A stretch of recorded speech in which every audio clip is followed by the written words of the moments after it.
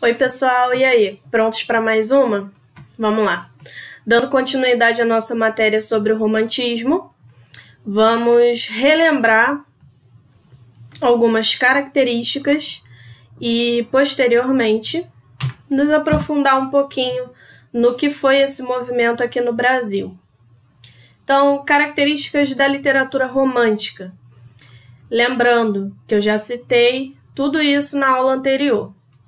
Individualismo, subjetivismo e sentimentalismo. Como o próprio nome da escola diz, romantismo, individualismo é o quê? Individual, eu.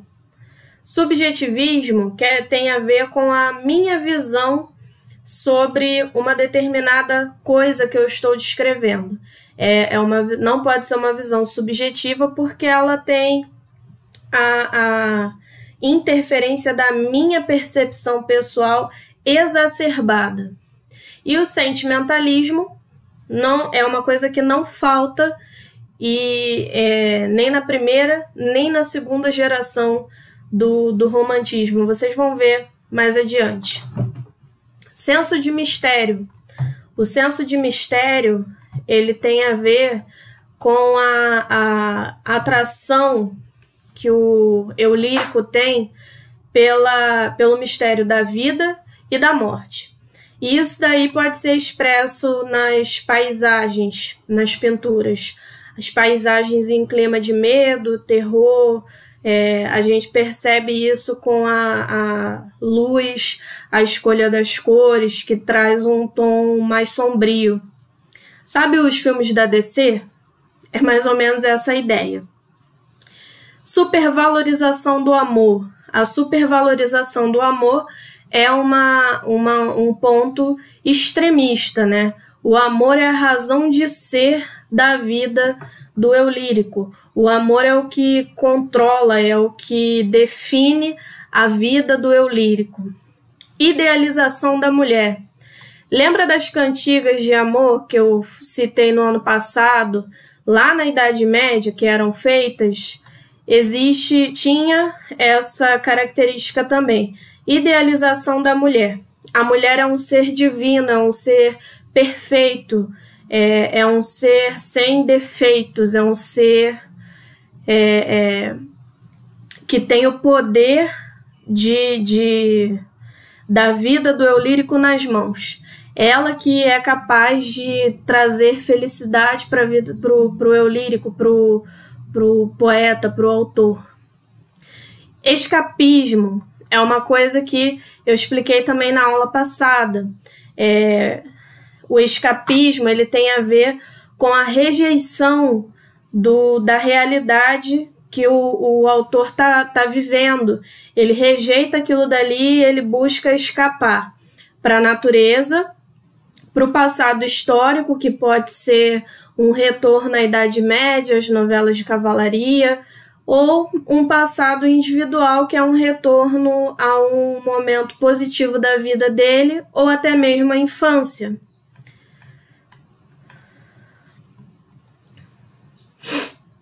Seis, reformismo. O reformismo, ele ao mesmo tempo que o eu lírico opta pela fuga da realidade, ele defende ideias revolucionárias, ele defende algumas ideias para serem implementadas naquela realidade que ele está vivendo.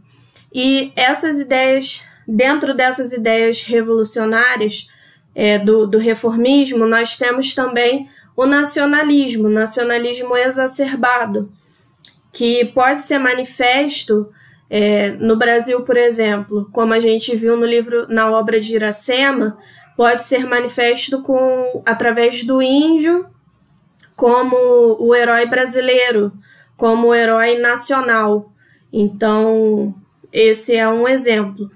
Por último, a liberdade de criação.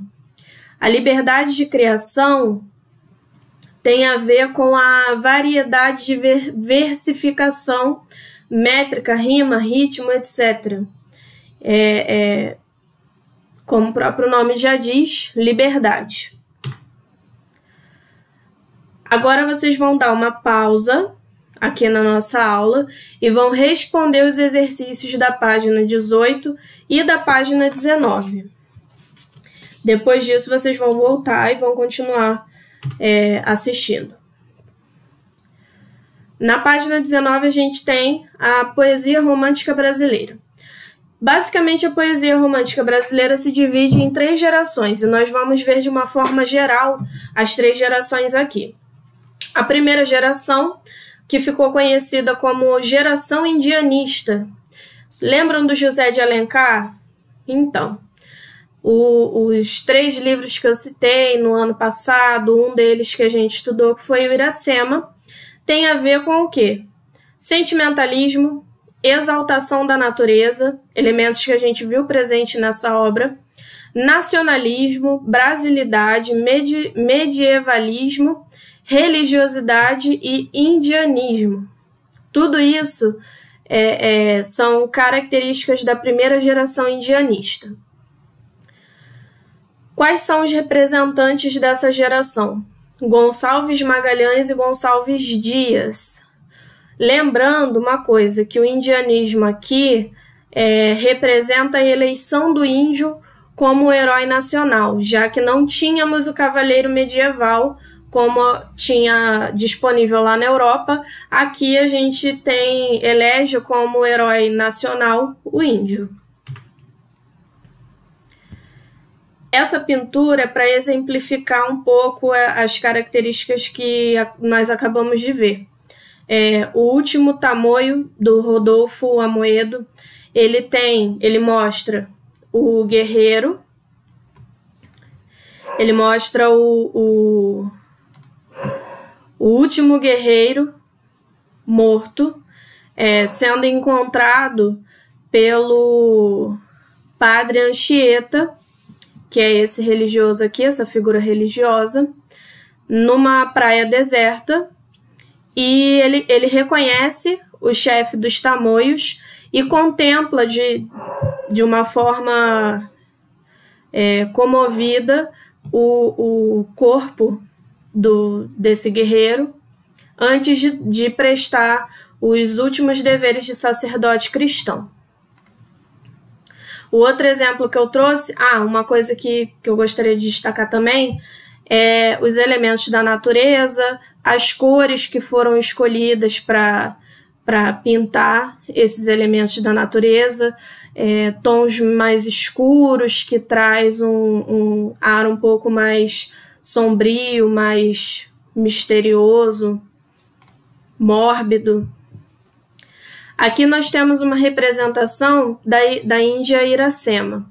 Aí nós temos presente também os elementos da natureza, a gente tem aqui a Índia, a nudez feminina. Isso daqui seria algo visto como belo, certo? A idealização da mulher, não podemos esquecer disso. E por fim, tem aqui um poema, Canção do Exílio, de Gonçalves Dias, que exalta a nossa terra. Eu vou ler só um trechinho. Minha terra tem palmeiras, onde canta o sabiá. As aves que aqui gorjeiam, não gorjeiam como lá. Nosso céu tem mais estrelas, nossas várzeas têm mais flores, nossos bosques têm mais vida, nossa vida mais amores. Aqui você pode perceber que o eu lírico provavelmente está em outro lugar e ele relembra as características da terra e demonstra um certo amor, um certo afeto pelo lugar de onde ele veio. Vocês podem pausar e concluir a leitura da poesia, porque vale muito a pena, é muito bonita. A segunda geração romântica, conhecida como geração ultrarromântica e geração do mal do século, tem como característica o intimismo. Aqui ela já vai para um lado mais sombrio.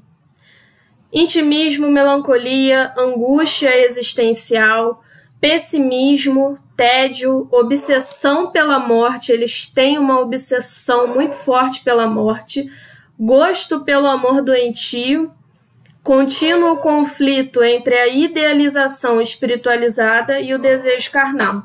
Aqui a gente já começa a ter um conflito da religião e dos desejos carnais, do que a religião dita e do que o homem deseja fazer.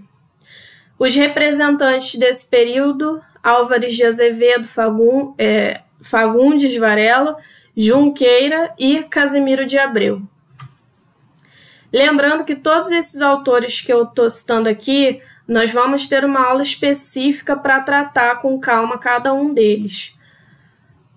Aí aqui eu trouxe uma pintura que relata um pouco dessas características também. Esse ser aqui é o Anjo da Morte. Essa moça aparentemente estava doente, está sendo levada, provavelmente ela morreu. E tem um homem aqui à beira da cama orando, rezando ou até mesmo lamentando a morte dessa mulher. Aí aqui eu trouxe uma poesia de Álvares de Azevedo, Se Eu Morresse Amanhã. O título já diz do que a poesia trata. Vou ler também só um trecho.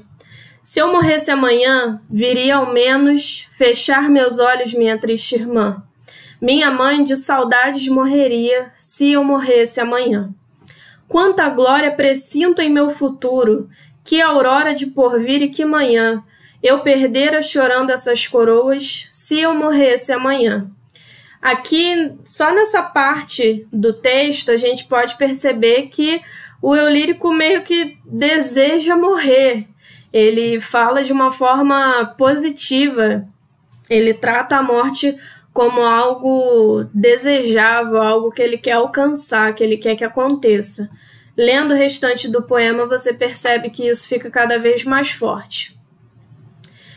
Por fim, a terceira geração romântica apresenta uma poesia mais próxima da realidade social, que reflete as agitações políticas pelas quais passava o país, como a luta abolicionista e a Guerra do Paraguai.